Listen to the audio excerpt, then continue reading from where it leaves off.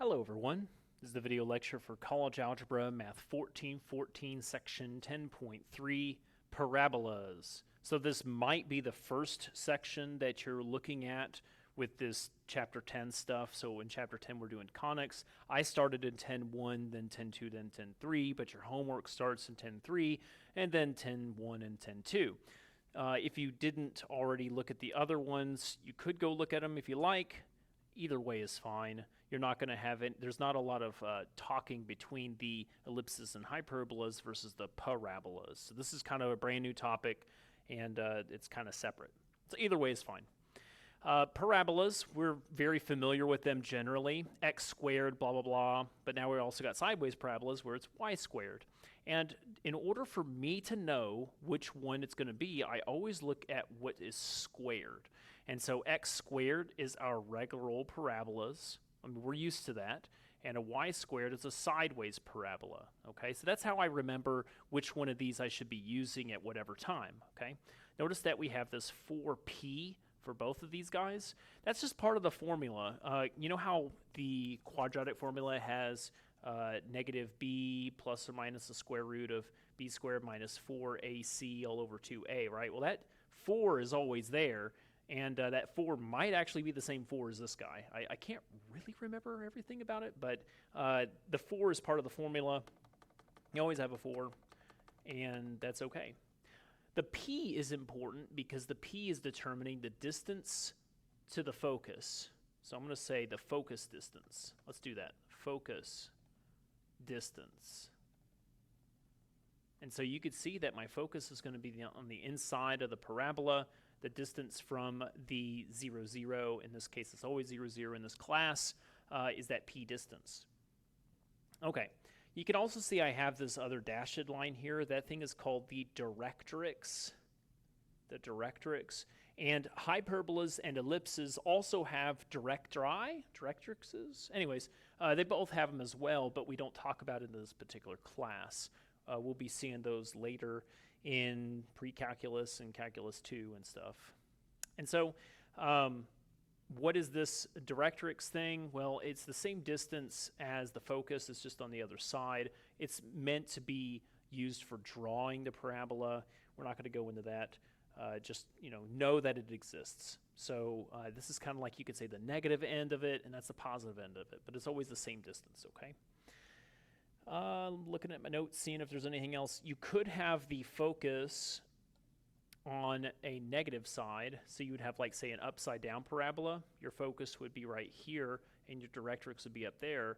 And that's okay. So your p here would be negative. And the reason why is because that distance to the focus right here, this p distance right here, is negative. So you'll have a p that's negative. And that's how you'll know if it's upside down or right side up or anything like that. I think that's about it. Oh, let me talk about what the focus does, in particular with this guy right here. So parabolas are pretty cool because if you're thinking like a flashlight, the focus is actually where the light bulb is, and it's shining and all that kind of stuff. So this is like a flashlight. Well, the light hits it like this, and it bounces off that mirror. If you see at the back end of a flashlight, it's a mirror, but it's shaped like a parabola because it'll focus its beam outwards like this, which is pretty cool. This, of course, goes straight as well. So that's how a flashlight works. It also works with satellite dishes. So you have your satellite dish, something kind of like this here, just making it up. There you go, satellite dish. I know it's an older style. So you have this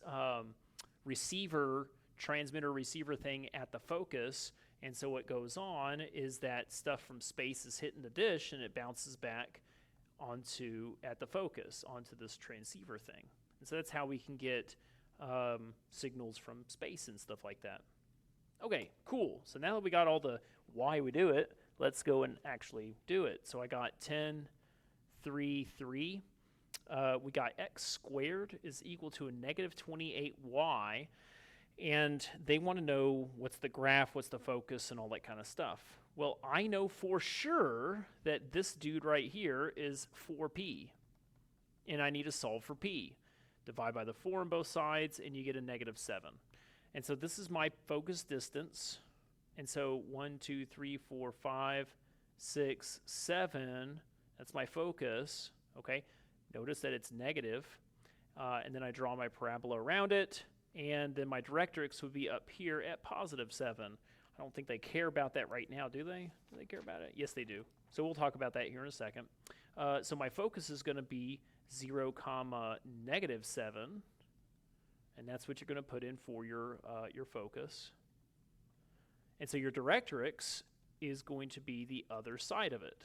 And so your directrix is this right here. Notice it's a horizontal line, so y is equal to just a plain old 7. This is going to be a positive 7 up here. So positive 7, 7, whatever it is. They want the equation. This is an equation. So you write it what it is, like that. So there's one thing that I didn't mention, I guess you can say. How did I just know that it looks like this? Right here. This is a regular old parabola. I call it just regular. It's a regular parabola, something that we've been using for a long time. X squared, regular parabola. I guess we could have had it like this if you wanted. Either way, regular parabola, okay? Compare that to this next one, okay? Compared to this next one, 10, 3, 7, where I have y squared is equal to negative 32x. Notice that this guy here is y squared. That's weird. Well, it's a sideways parabola. Sideways parabola. I don't know exactly which one of these it's going to be, but it's going to be that. Well, notice that we got this negative 32. So that's my 4p is equal to negative 32. Solve for p, and we get a negative 8. And notice that this is the focus distance. Focus distance is actually negative, and it's a sideways parabola, so it's going to be this guy right here. 1, 2, 3, 4, 5, 6, 7, 8, negative. Put your parabola out there. And then you got 1, 2, 3, 4, 5, 6, 7, 8, positive 8 over here will be your directrix. And so let's find our focus point, which will be negative 8, 0. If you just look at the graph. And so my directrix is an equation. We need an equation for this guy. It's x equals positive 8. And again, you don't need a positive sign, just x equals 8. But again, that's a vertical line. That's why I say x equals. Okay. This is where it gets a little tricky. My math lab graphing is on this section in particular. And it has like a toolbox, and there's like a graph thing, and it has all these little buttons and stuff. And you click a button, and then you click it, and something kind of like that. I don't know. You'll start to see that it's kind of weird, but you're going to get used to it. The My Math Lab graphing tool, we used it before in other sections, but with parabolas, it's a little bit more interesting.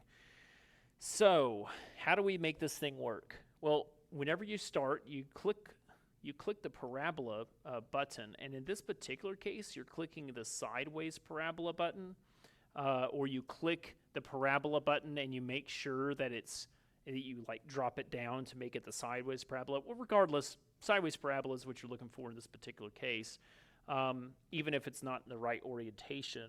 And so then we need to click the correct points. Well, my first point is always going to be 0, 0, always, because it's never shifting, it's never moving. The center is always at 0, 0 in this class. So that's easy. Always click 0, 0.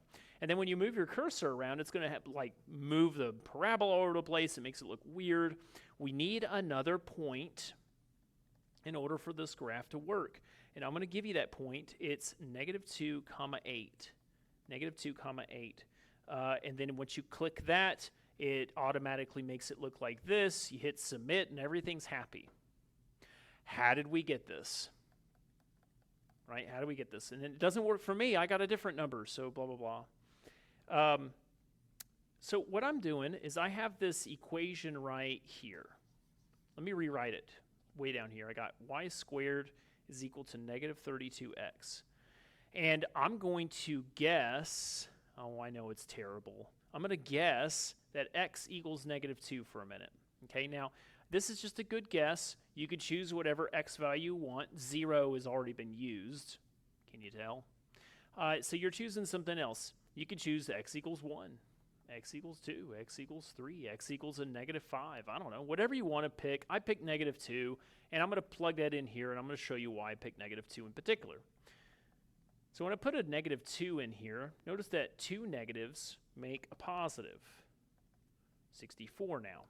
When you square root both sides, you get plus or minus. Whenever you square root both sides, plus or minus, square root of 64 is an 8. And so you could choose a +8 or a -8. I chose the positive one. But another point could have been -2, -8, and that would have worked also. And that's it. That's how I got it. Now, let's just say that I had chosen a 1, just a plain old +1. Well, what I get is this guy, and when you square root both sides, already, let's just say I'm forgiving the fact that square root of negative doesn't work. Let's just say I made it positive. Let's just say. But what's the square root of 32? I don't know. It's nothing easy. It's nothing you can graph. And so you can see that x equals 1 did not work. Okay? And so I'm choosing numbers that will work eventually. I'm just giving it to you. I don't have to go and guess. I already have it on my notes. But I did guess. I went through and I tried to find a number. 1 doesn't work, but 2 made it look really good. 3 is no good, but what about 4? What if I put a 4 in right there? Would that work? Maybe. Maybe if I put an 8 in there, would an 8 work? Probably. You can see what I'm trying to get at is you're picking numbers that are going to work for you. Let's do some more. 10, 3, 9. X squared is equal to 36. Y. Notice that x squared. So this is going to be a regular old parabola. It's positive, so it will be right side up. My 4p is equal to 36. Divide by the 4, and I got a 9.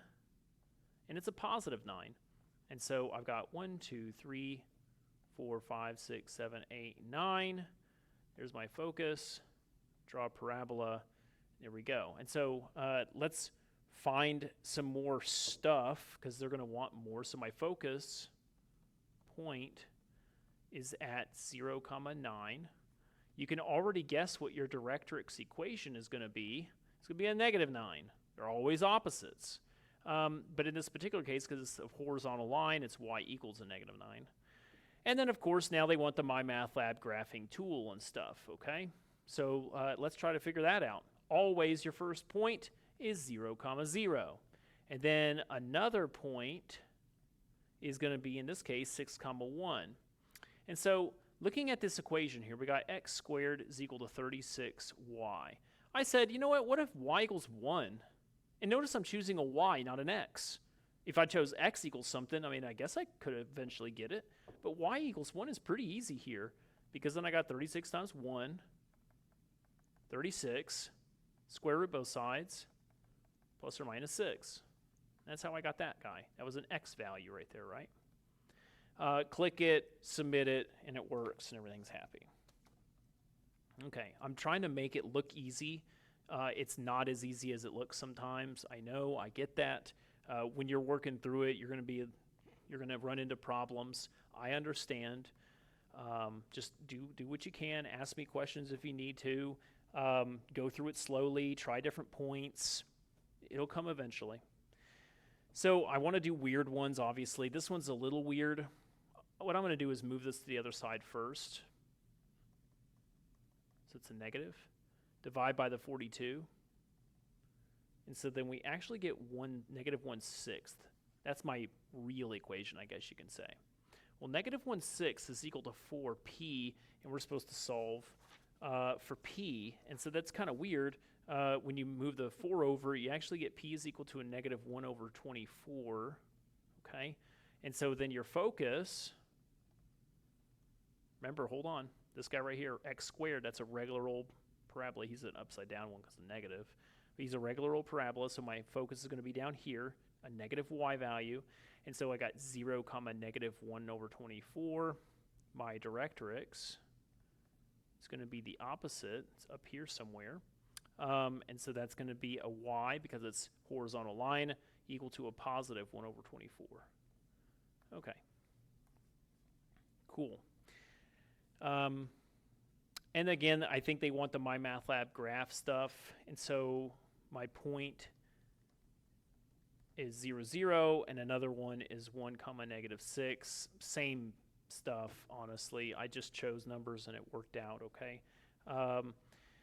So my particular number was a y equals negative 6. When you plug in right here a negative 6, notice that the 6's canceled, the negatives cancel, leaving x squared is equal to 1. And so then when you do the square root of both sides, you get a 1, and that's how I chose that guy right there, okay? All right, 10, 3, 17.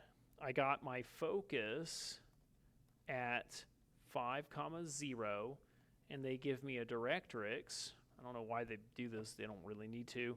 At x equals a negative 5. It's all going to be fine. You don't even need this part. It'll be fine. So 5 for x. 1, 2, 3, 4, 5. Focus. Parabola. 1, 2, 3, 4, 5. Vertical line. X equals is a vertical line. Directrix. And they want to know what the equation is. Because it's a sideways parabola, y squared is equal to 4px. So that's our basic formula here. Well, that 5 is my p. And so I got y squared is equal to 4 times 5x. And that's a positive 5. Keep in mind. Later you might have a negative. Who knows? So my final answer is just going to be that y squared is equal to 20x. And you're done. Well, with that one. 10, 3, 23.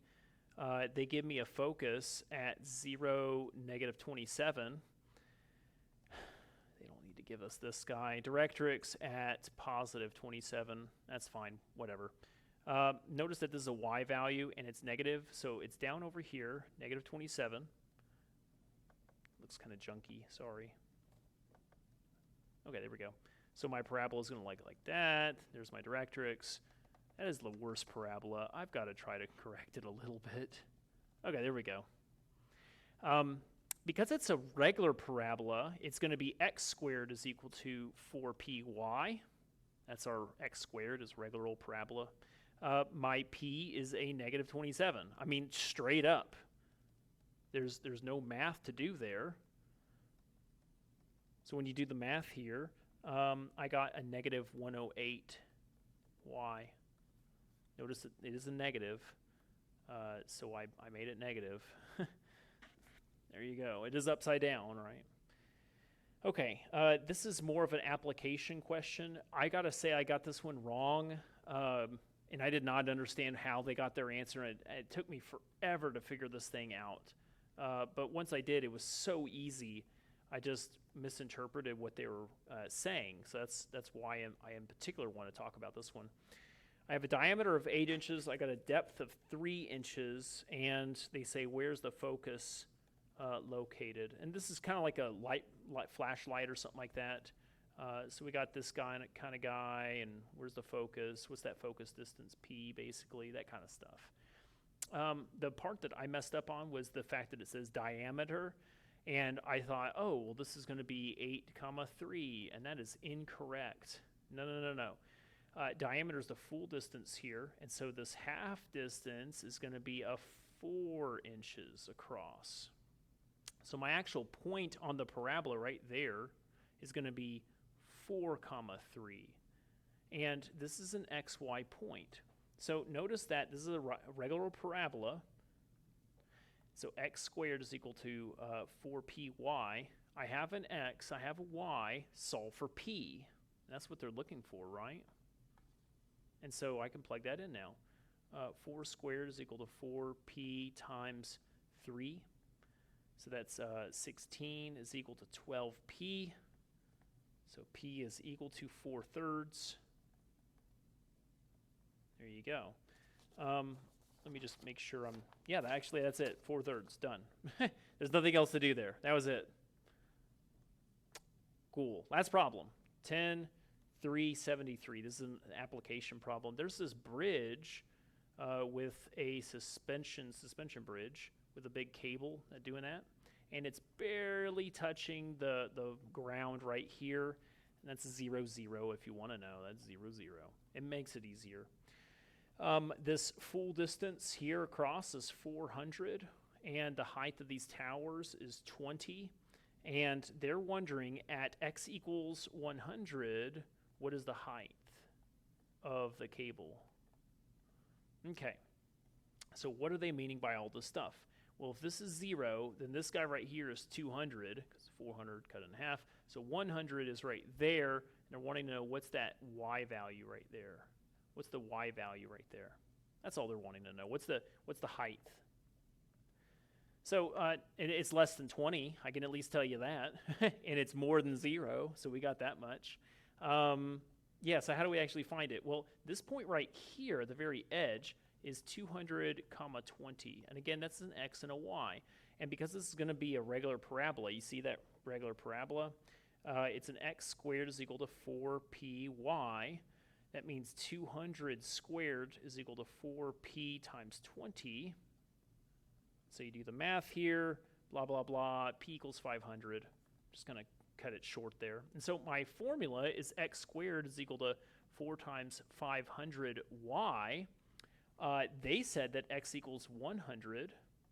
So I plug that in. 100 squared is equal to 4 times 500 times y. Solve for y, and I got 5. I know of all the numbers. Like, shouldn't I get a big number?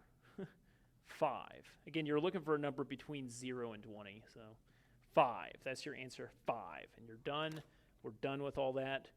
Thank you very much, and have a great day.